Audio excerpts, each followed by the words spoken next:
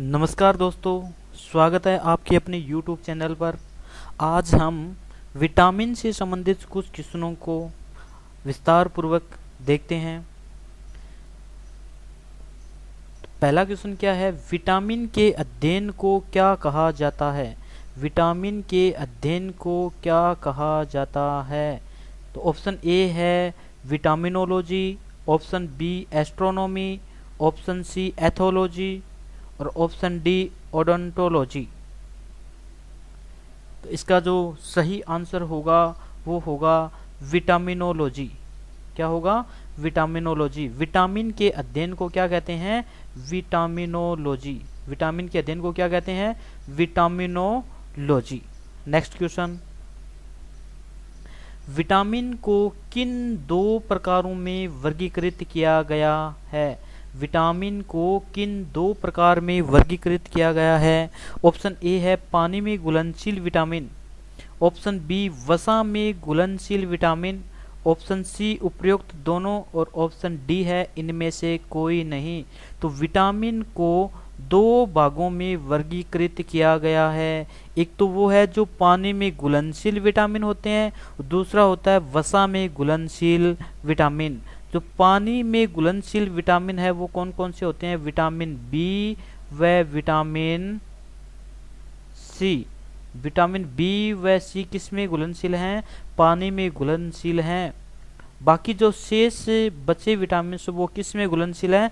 वसा में। इसलिए इन दोनों प्रकारों में ही क्या किया गया है? वर्गीकृत। इसका ऑप्शन कौन सा होगा? ऑप्शन सी इसका राइट आंसर होगा। उपरोक्त दोनों ही क्या होंगे? सही होंगे। नेक्स्ट, निम्नलिखित में से कौन विटामिन सी का समृद्ध स्रोत है? ऐसा कौन सा ऑप्शन है जो विटामिन सी का एक समृद्ध स्रोत है? ऑप्शन ए है दूध, ऑप्शन बी नींबू, ऑप्शन सी अंडा और ऑप्शन डी है मछली। तो विटामिन सी का जो समृद्ध स्रोत है वो क्या होगा? नींबू होगा। विटामिन सी का जो समृद्ध स्रोत है वो कौन सा होगा? नींबू होगा।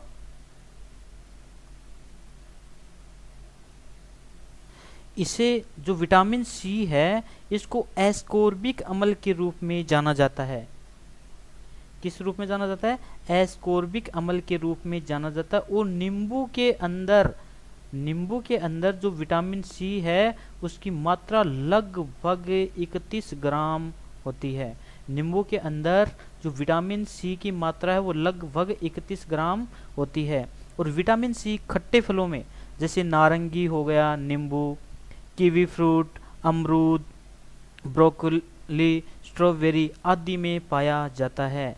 यह विटामिन जल में क्या है? घुलनशील है।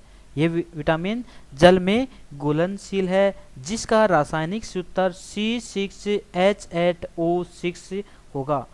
जो विटामिन सी का जो रासायनिक फॉर्मूला है वो C6H8O6 होगा। और विटामिन सी की कमी से सक्रिय रोग हो जाता है। विटामिन सी की कमी से सक्रिय रोग हो जाता है। नेक्स्ट, विटामिन ए की कमी से कौन सा रोग होता है?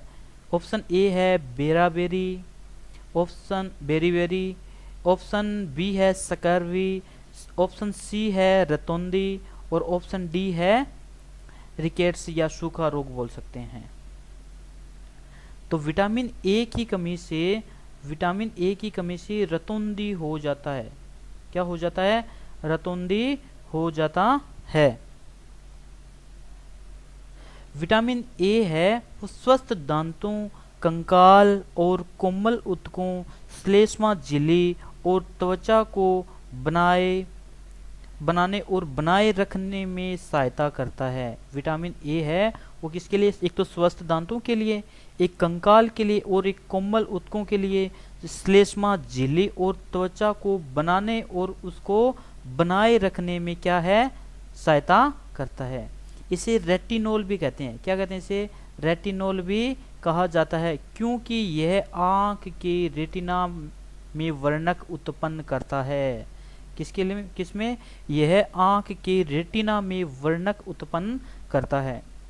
विटामिन ए अच्छी दृष्टि को बढ़ावा देता है, खासकर कम रोशनी में क्या करता है, अच्छी दृष्टि को बढ़ावा देता है। और स्वस्थ गर्भावस्था और स्तनपान में भी इसकी अहम भूमिका है। विटामिन ए की किसमें, स्वस्थ गर्भावस्था और स्तनपान में भी इसकी भूमिका होती है। निम्न में से कौन सा विटामिन सामान्य रूप से वृक्क में बनता है? तो निम्न में कौन सा विटामिन सामान्य रूप से वृक्क में बनता है? ऑप्शन ए है vitamin A, option B vitamin E, option C vitamin C, option D vitamin D. तो जो वृक्क में बनने वाला वो विटामिन है वो कौन सा है? Vitamin D. विटामिन डी किस में बनता है? वृक्क में बनता है। विटामिन डी गुर्दे द्वारा निर्मित एक हार्मोन है। यकृत और गुर्दे विटामिन डी को सक्रिय हार्मोन में परिवर्तित कर देते हैं। कौन? यकृत और गुर्दे विटामिन डी को किसमें?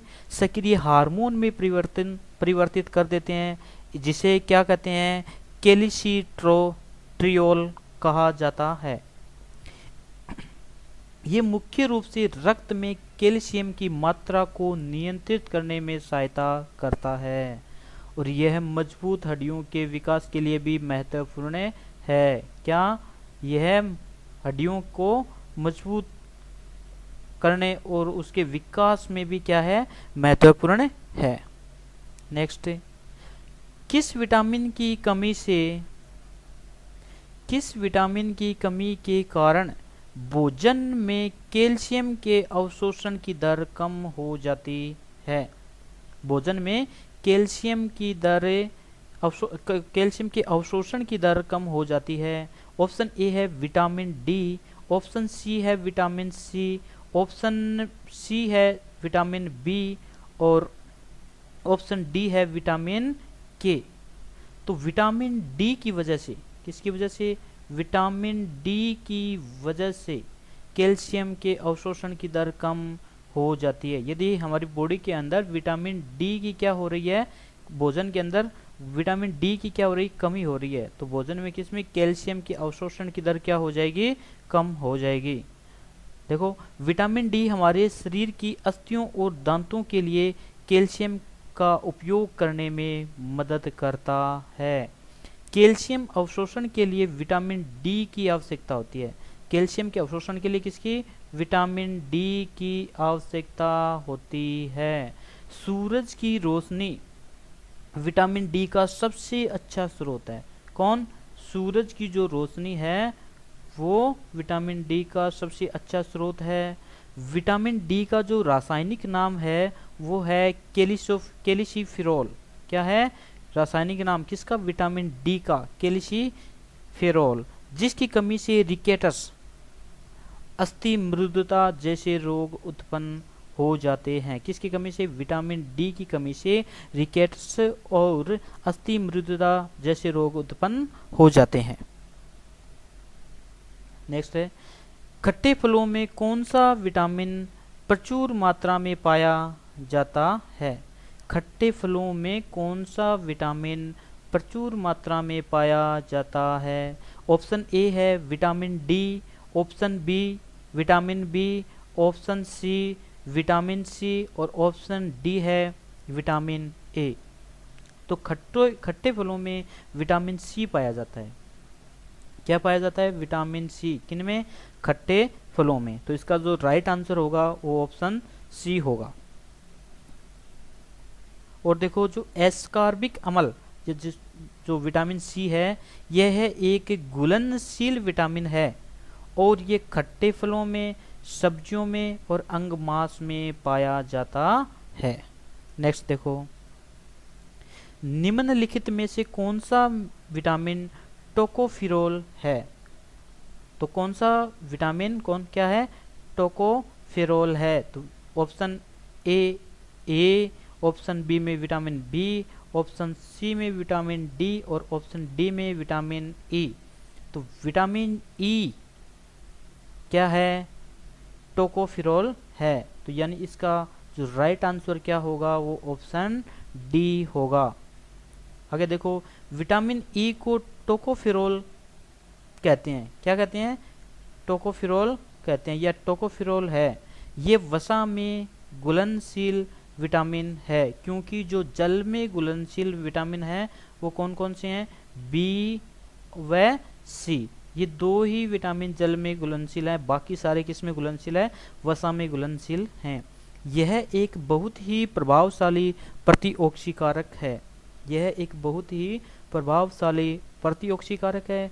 कमजोर मांसपेशियां और प्रजनन संबंधी समस्याएं विटामिन ई की कमी से होती हैं। ये लाइन बहुत ही इंपॉर्टेंट है। कमजोर मांसपेशियां और प्रजनन संबंधी समस्याएं विटामिन ई की कमी से होती हैं।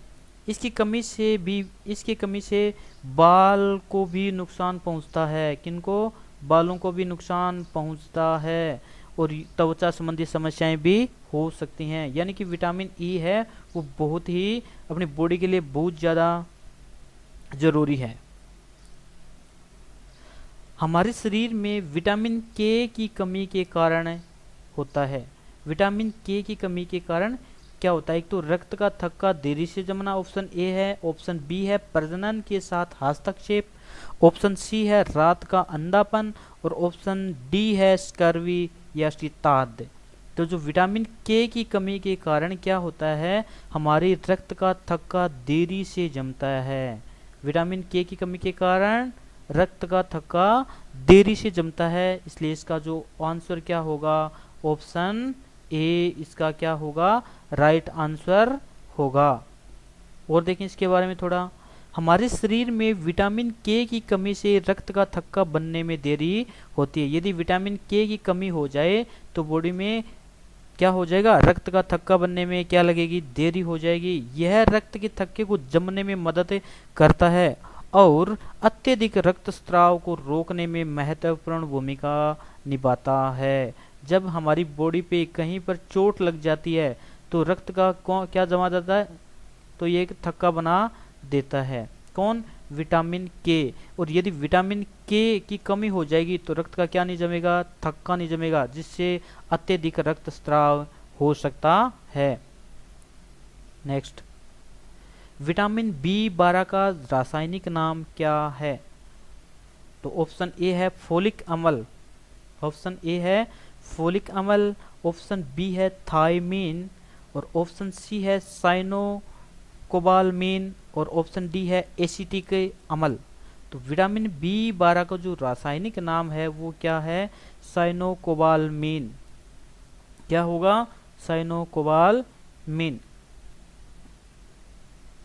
विटामिन बी12 को साइनोकोबालमीन कहा जाता है। यह एकमात्र धातु युक्त विटामिन है। क्या?